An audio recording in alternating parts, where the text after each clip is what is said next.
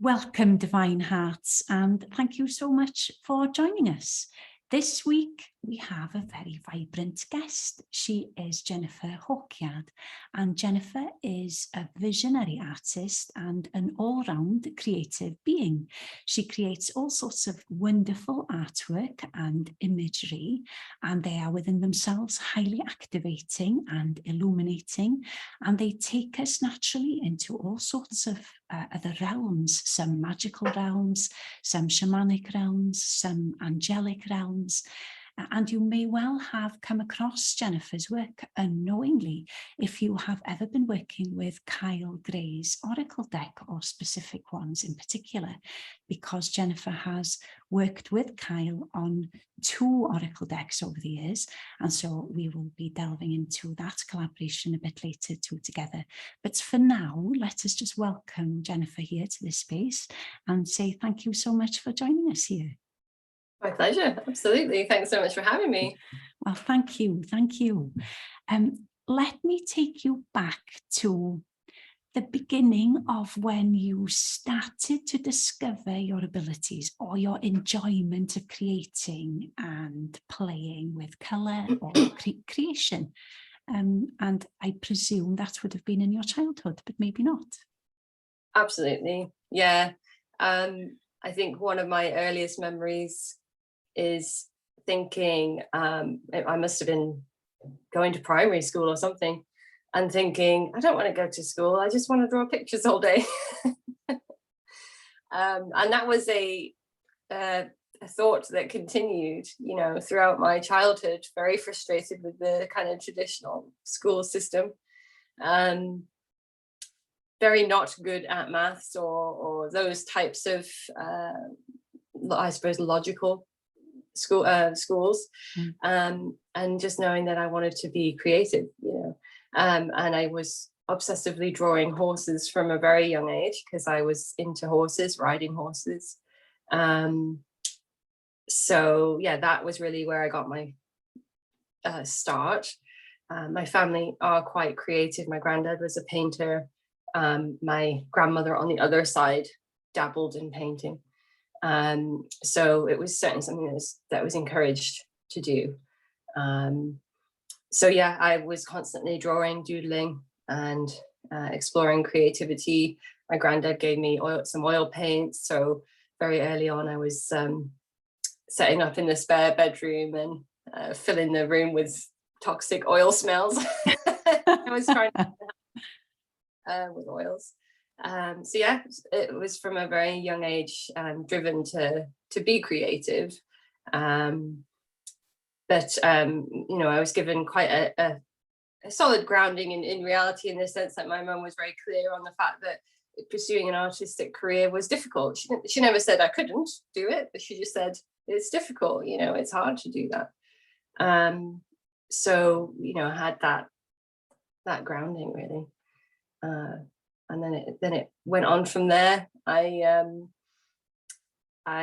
actually took a couple of years of gap year, worked in a music shop in Surrey, and then had the opportunity to go to Canada, where I had family out there. So I actually took a foundation course, which is very common in art and design, where you do 1 year of lots of different art types, exploring and getting to know fine art, ceramics, design, all that kind of stuff, with the idea of then morphing it into, choosing a particular avenue to go into. And from that, I went into design, because I suddenly realized that, here's a career where I could be paid to do something creative. And obviously, as a designer, you can literally, design is used everywhere, everything you look at. So it was a very kind of logical choice, but still able to use my illustrative skills to move into that. So yeah, I got hired straight out of college as a junior designer, worked my way up into, I was working at a branding agency, web design agency, and then just sort of stopped at the top of my game, so to speak, as an art director, and kind of went, I'm not happy doing this. and had several things happen, sort of catalyst moments happen in my life that made me really realize, if I'm not doing what I love, really love, and following my dream, then what the hell am I doing? You know, and I was lucky to learn that quite young in life. It was a really difficult choice to make, because I was moving against all society logic, you know, quitting a good job, successful job. And that's when I chose to move back to England and throw myself into a full-time illustration career, which was terrifying, but very good. So, well, that leads me really beautifully into asking you about, because you have all these abilities, the illustrations, and being a fine artist as well. But then comes these deeper layers within your work now that we see, which there's many interpretations, and there's a lot of activation there too. So it is much more soulful, and it's taking you on another journey. So, and you also offer personal imagery with readings for people as well, so that they are able to tune in a bit deeper into their own connections too. So this is another aspect of you that was unfolding and continually unfolding. So how did that come about, this evolution within you and your work? Well, I think about 2 years into going into illustration, where I was really just trying, I think people call it throwing stuff at the wall and seeing what sticks. I was trying everything. My attitude has always been failure is not an option in regards to making a living, right? And as a designer, having a very logical, structured way of doing work. But I was searching for a deeper meaning in my work, to be honest with you, and going, well, what use does, at the time I was doing my totem animals, what use does sort of sweet pictures of animals have to anything when the world is, you know, doing what it is, not quite as bad as it is right now, but it, you know, I was sort of going, well, what's the point in just nice pictures? So I'd sort of put that out there, but obviously hadn't found an answer. And I'd at some point put into my kind of goals to achieve list that I'd love to work on an oracle deck. I'd love to work on an angel deck, you know, but I didn't know how that was going to happen, because you can submit yourself to these various publishers and with everyone else and struggle to be seen through the masses, I think. So I had basically said to myself, well, if I want to do an angel deck, which would then bring this meaning into my work that I was looking for, I better start getting good at drawing angels, right? Like, I better be good at that, otherwise it's not going to show up. So I started to paint them and felt very nervous in doing that. You know, I've always been a very spiritually curious person, an interested person, and certainly felt through my life I've been protected and guided, you know. But so it felt intimidating to consider painting angels, but I started anyway. And then through that, I'd put them on my Etsy shop.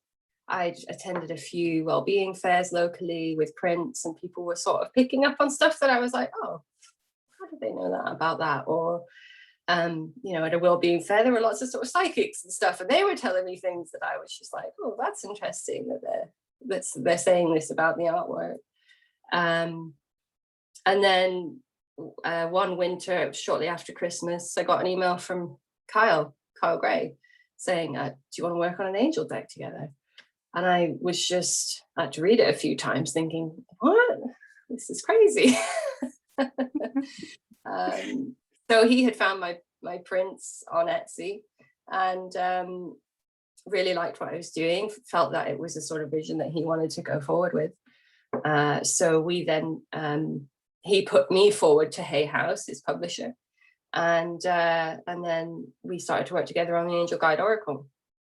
which was they take about a year to do.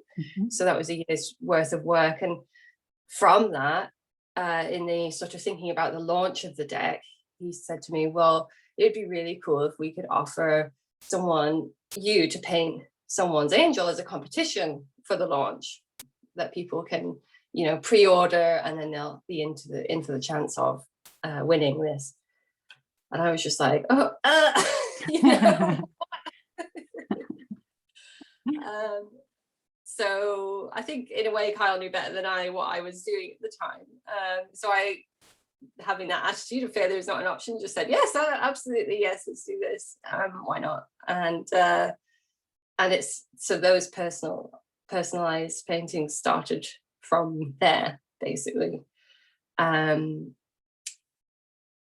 certainly when the angel deck launched, seeing how people reacted to it and seeing how they were reading stuff into the artwork that I didn't think anyone would pick up on, and hearing how it's helped them, you know, that was the meaning that I was searching for. So that gave me a lot of, I suppose, validity and something that I was like, oh, okay, this is what I was looking for. I just didn't know how it was going to come together. So, yeah. And since then, you've co-created with Kyle again to create another deck too, which is the Gateway of Light. The Gateway of Light activation. So, how was that experience in comparison? Did you feel more coming through, or were you more aware this time when you were creating them? Well, with the first deck, I had a terrible case of imposter syndrome throughout the majority of it, because I was, you know, it was my first big publishing commission. I knew a lot of people would see the work, and as an artist, I felt very vulnerable in that, and felt like although I was part of me was feeling ready, another part of me was going, oh my God, what if I get it wrong? You know, all that stuff. So it was a stressful process.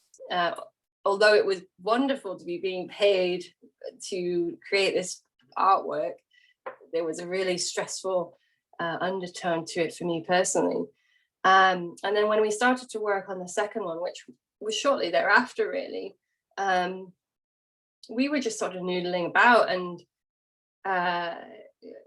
it started out with Kyle wanting some images, perhaps for him to use on his online workshop website to represent chakras and things like that.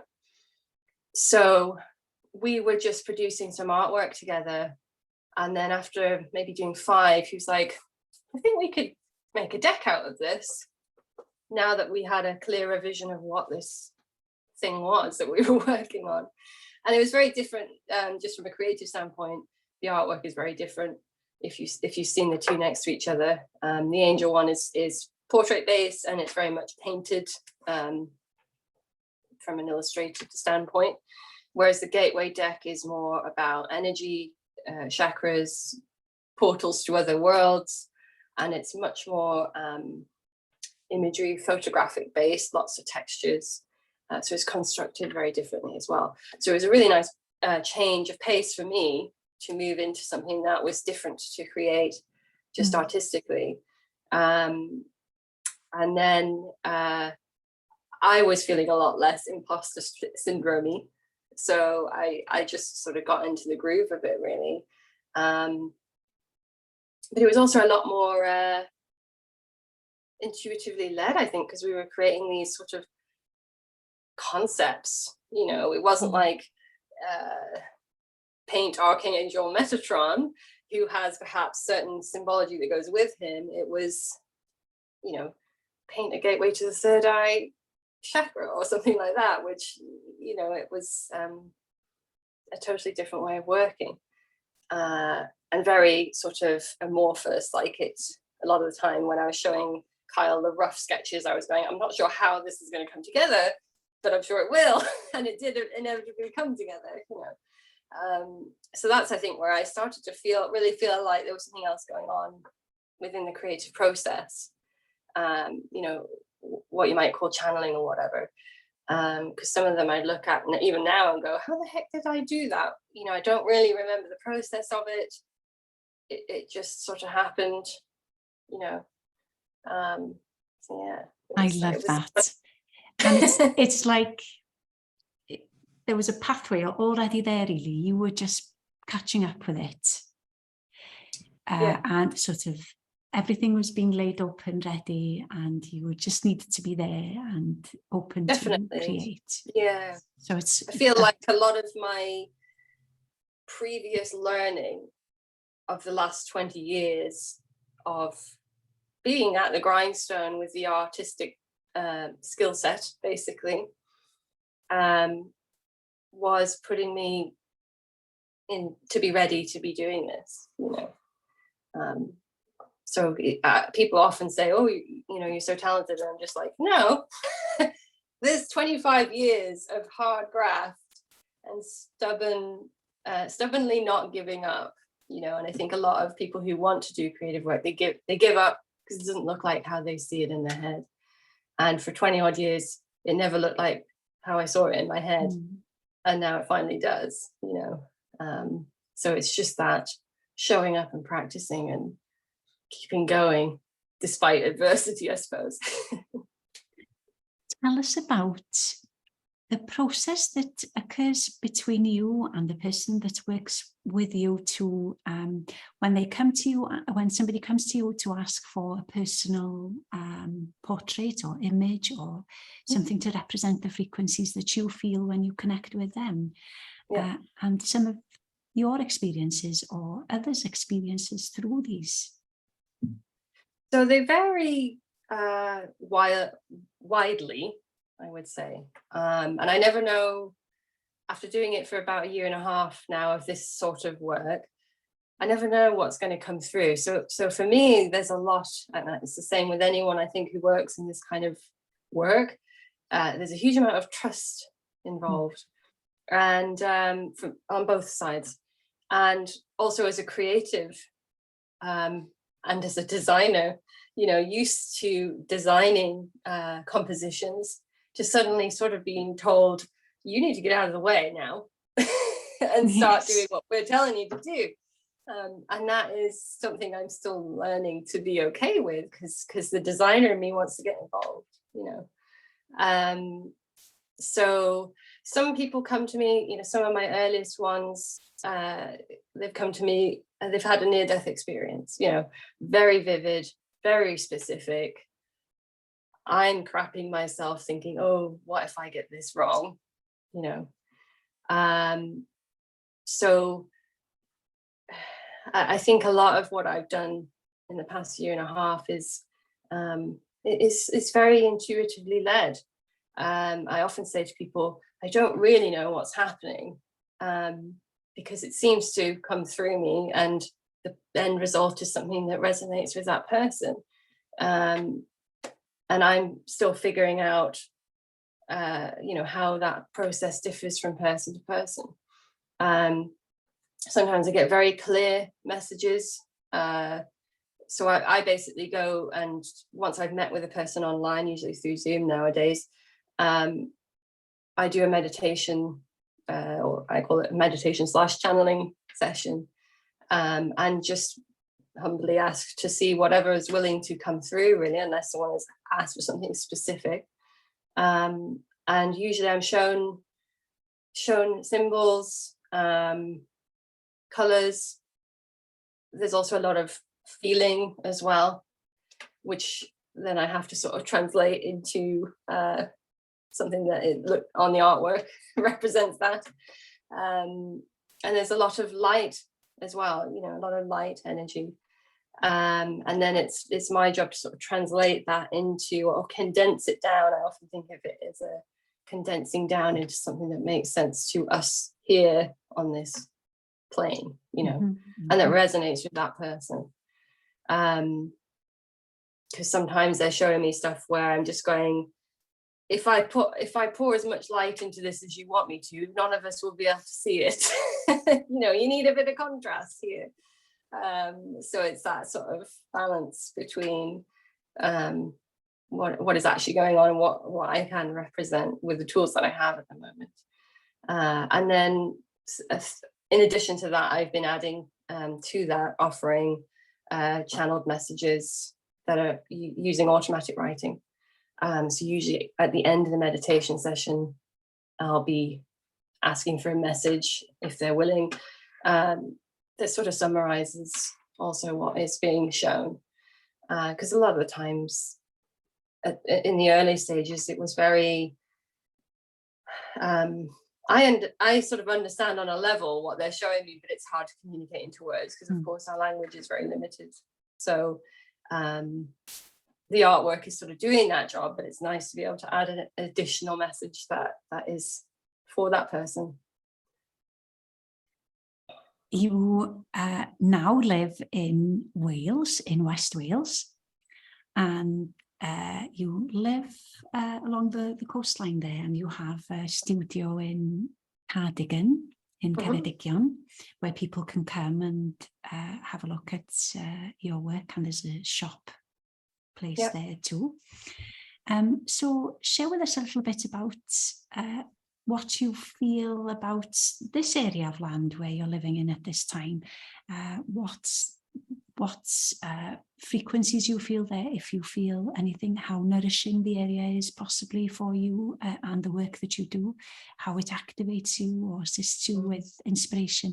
And also I have to ask, because I've seen images on Instagram of your beautiful cat and dog that come for little walks with you along when you go for little walks. So to mention these beautiful furry guardians as well, and the way they assist you. Yeah, so I grew up in the north of England, in Cumbria. So if anyone knows it, it's near the Lake District, which is now, I think, a UNESCO heritage site. So a beautiful, beautiful area. And I've spent a lot of time in nature, on the moorlands. I'm just a very outdoorsy person, basically. And certainly in moving to Canada, beautiful place, but there was always something there that I just never felt like home, you know. And it's an interesting thing to kind of puzzle over what that feeling is, you know. And I'm yet to define it.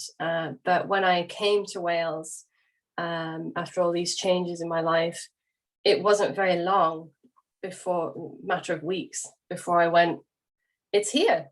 Whatever that feeling was that I was missing, it's here. I think for me, it's a lot to do with the ancientness of the land, you know.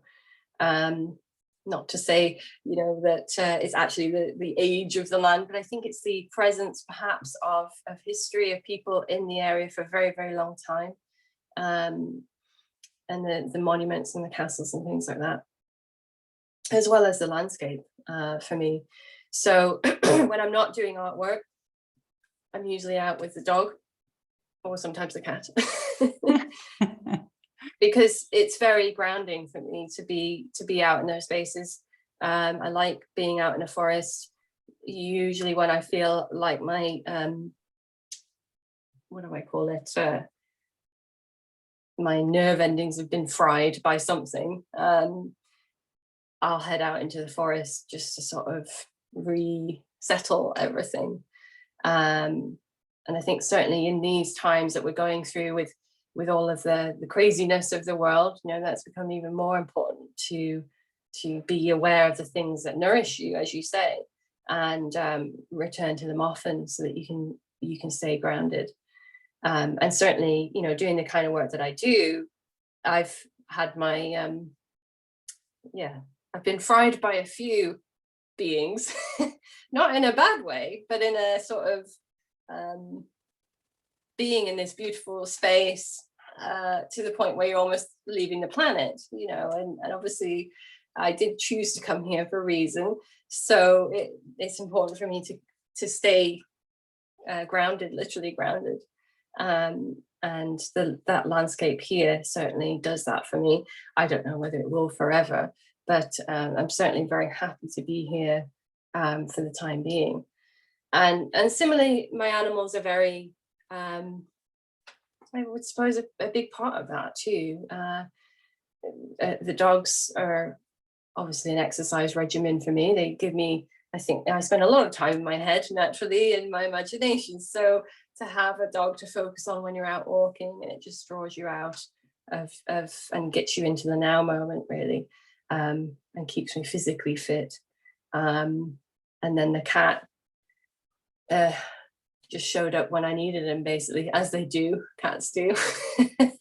But I think they bring a grounding presence to the world, and a purpose as well, a drive to keep going, and just they bring me a lot of joy as well. So it's just lovely to be with them, and similarly doing the kind of work that I do. I know a lot of animal communicators, worked with a lot, and it's just lovely to have that deeper connection with animals, and understand that they're here by choice as well, and they're on an adventure with me, which is really lovely.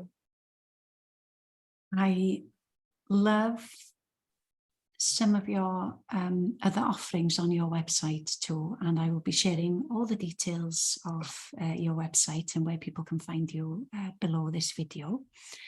But you create, you've shared some journals there on the website showing us you choose a subject that you want to learn about and get involved in, immerse yourself in a way.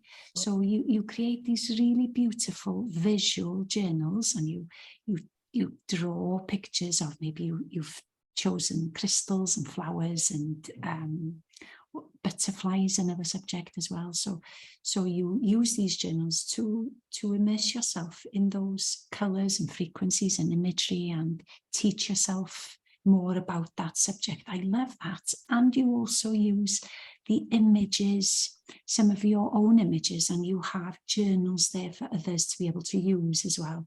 And I love the one that you have with a picture of manifestation on the front, because it's just so perfect for an image on a journal to sort of assist somebody to really activate their own manifestations and magic. So I love that.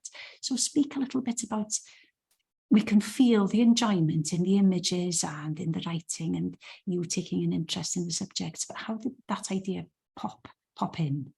Well, I have followed many artists, obviously, and some of them I've seen create these lovely journals, and I've always thought, I'd love to do that.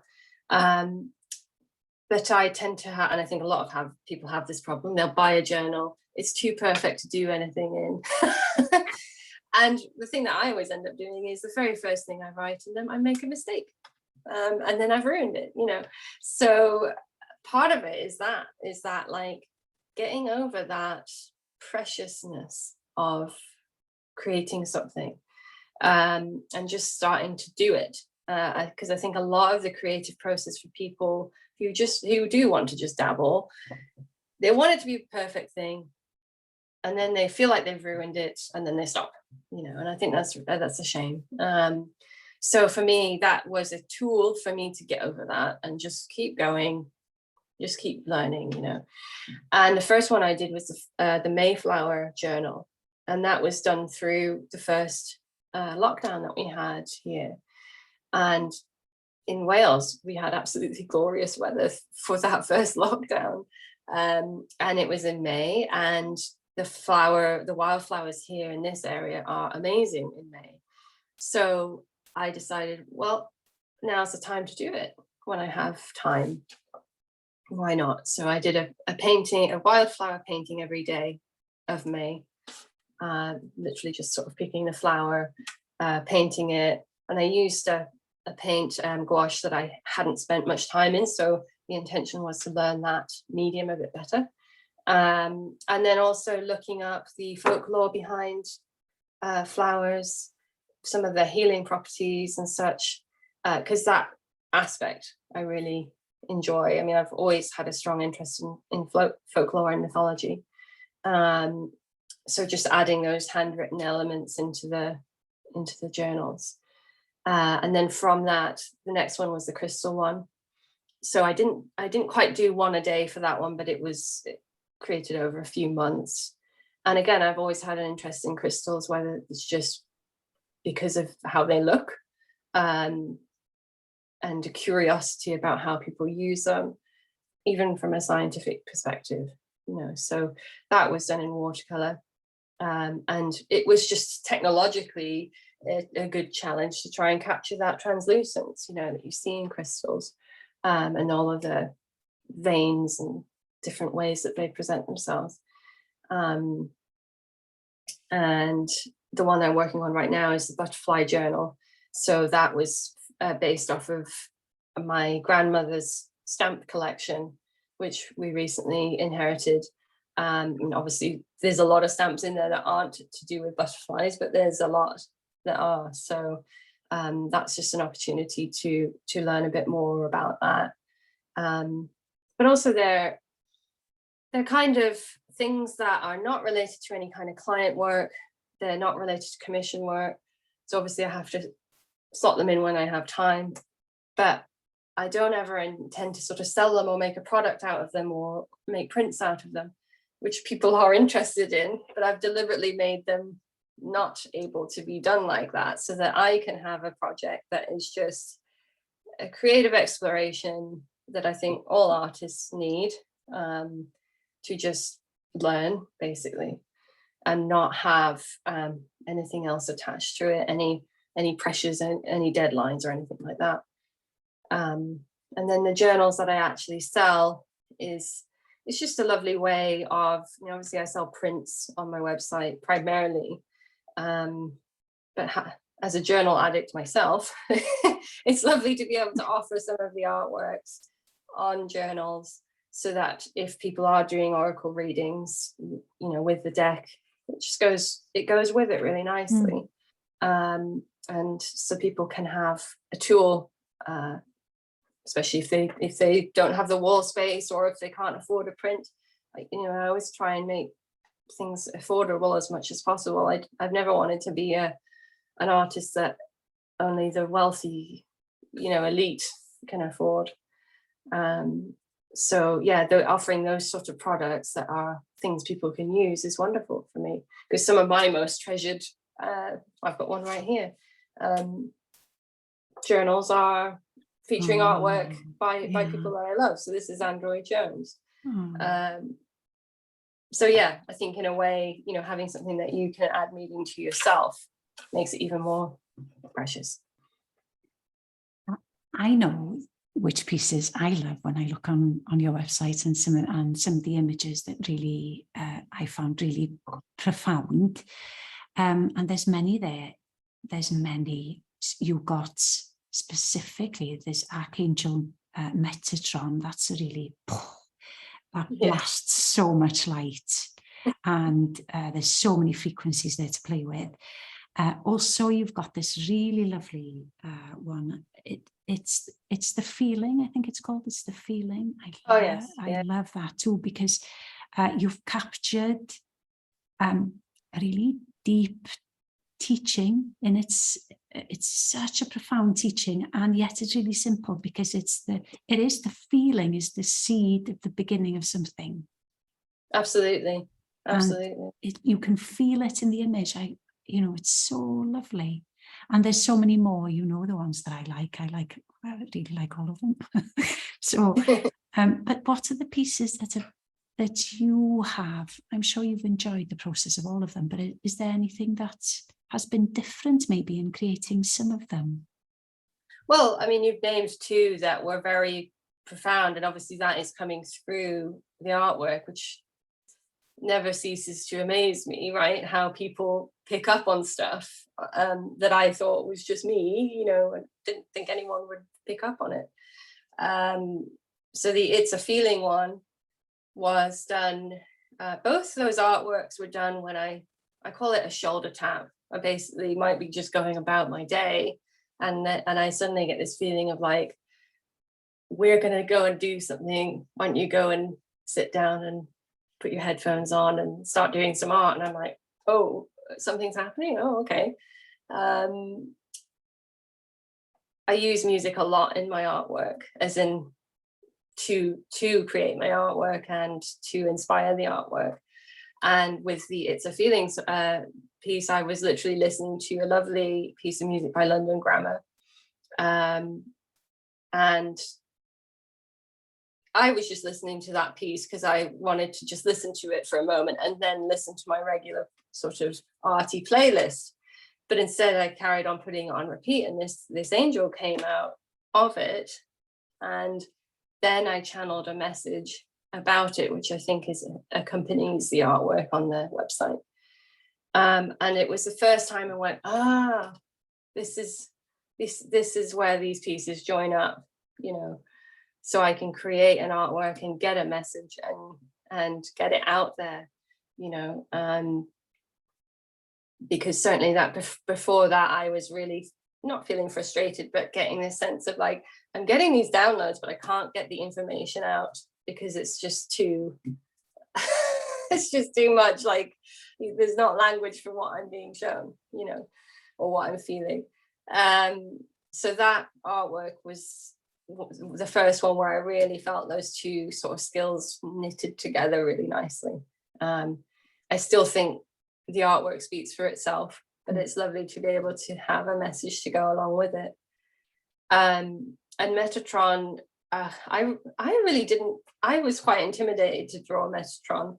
And I think just because it's such a powerful name, you know, and it has certain sort of biblical connotations, which I tend to sort of shy away from. But I have a wall hanging of a piece of my own artwork upstairs in my yoga room. And every time I looked at it, I would see this face in it, even though it was a landscape piece. I would get this impression of a face, and countless times I'd walk by it and go, why do I keep seeing this? And then one day I think I got the shoulder tap again, and basically, oh, that's right, I sat down and did a meditation session and was like, what is this about?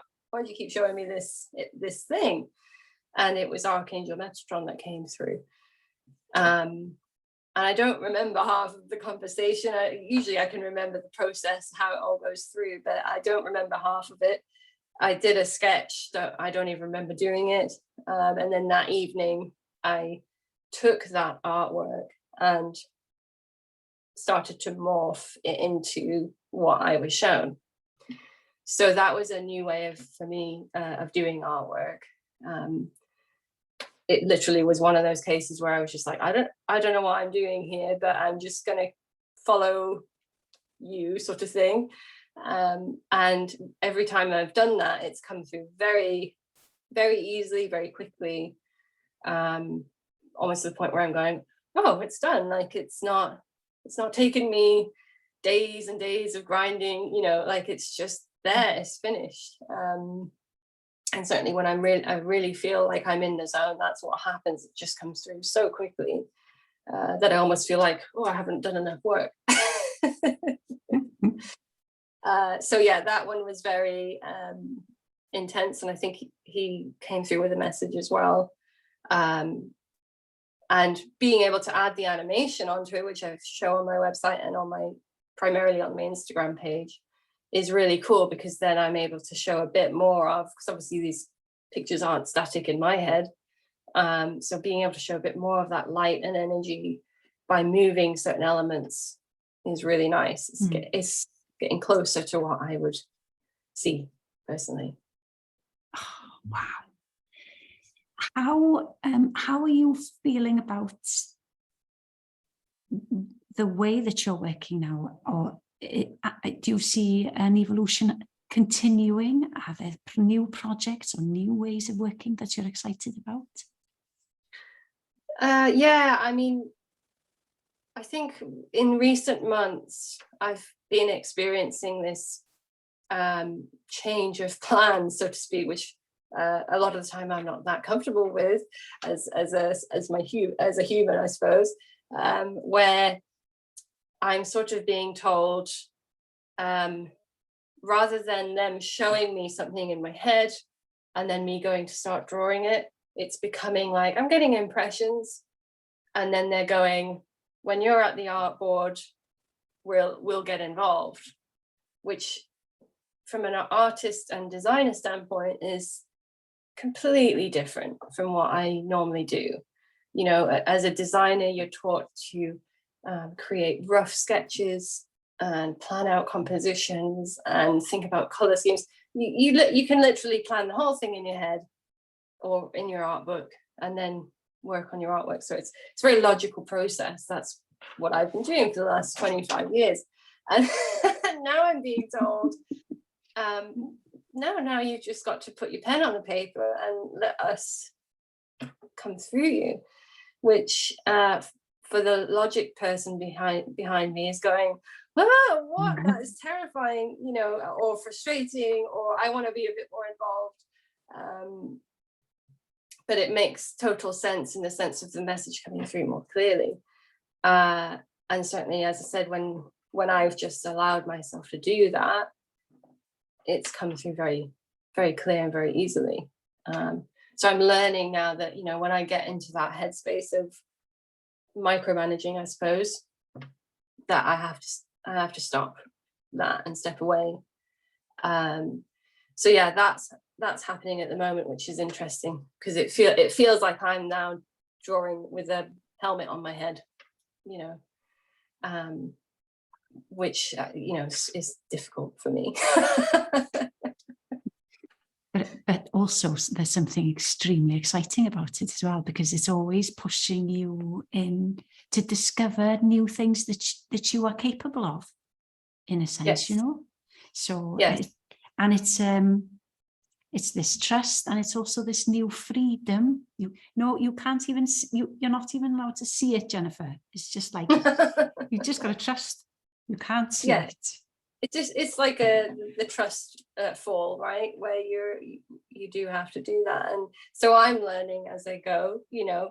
I'm always very honest with people about that, and every time I connect with someone, it's different, and I'm usually quite bemused when something really profound happens. It doesn't happen every time, you know, but maybe 3 times in 10 something really profound happens that I'm just like, how on earth did that happen, you know? So it's definitely about trust. It's definitely about getting out of the way, and I imagine it's the same for anyone who does, you know, mediumship type things and verbal channeling.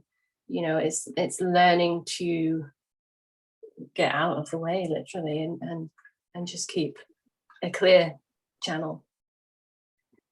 And before we come to the end of this really lovely conversation, tell us what inspires you the most, or how you keep yourself inspired. You've spoken about the landscape there where you are, how that assists you. Are there other things that you do too? Well, certainly, I've never been one to struggle with art block like many artists do. I would say there's a waiting room in my brain of unfinished artworks or things that would like to get done. But now, you know, with this new sort of tool that I have with the channeling and such, rather than me sort of having a thought come to me, you know, I might read a book or hear about a certain folklore and think, oh, I want to draw that. Now and I would spend maybe weeks sort of mulling that over, what that might be in my head. You know, now these things are coming almost instantly. It's like an instant download. Certainly the Lionsgate picture would be a good example of that. I didn't really know anything about Lionsgate. Don't really follow those sort of planetary movements closely. A friend just mentioned it in passing in conversation, and I was working away as she was mentioning it on Messenger, and then suddenly I get the whole image just sort of lands straight in my brain, like a download.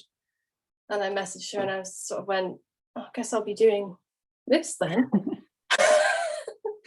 and did it that night, I think. Came out very, very quickly. I really loved the process. It was wonderful. You know, so when I'm in it, creating it, I'm really enjoying it and feeling inspired as a result. So yeah, the whole sort of creative process for me has switched in a way. I think I get most inspired and excited when I'm in the midst of it and going, putting these new textures together or trying different color schemes and something happening and it feeling really good. The process is completely changed. But inspiration is something I think you have to manage. It is an imagination as well. It's like a muscle. So when I start to feel a bit wrung out, bit tired perhaps, then I would be, taking time out, going on my walks, or reading a lot of material or exploring other people's work. I'm quite enjoying the developments in artificial intelligence with our work at the moment, which is bonkers. So yeah, you've got to sort of fill the well, I think, even just from a creative standpoint. You've got to take time to fill the well, to find your things that get you inspired so that you can come back to it as often as you like, really. Wow.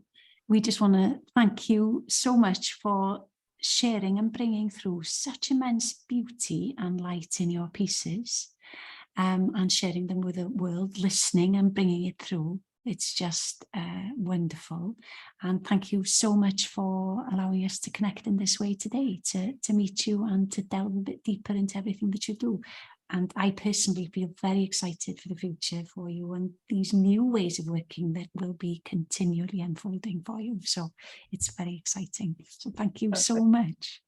Thank you. It's my pleasure. Absolutely happy to share it with you.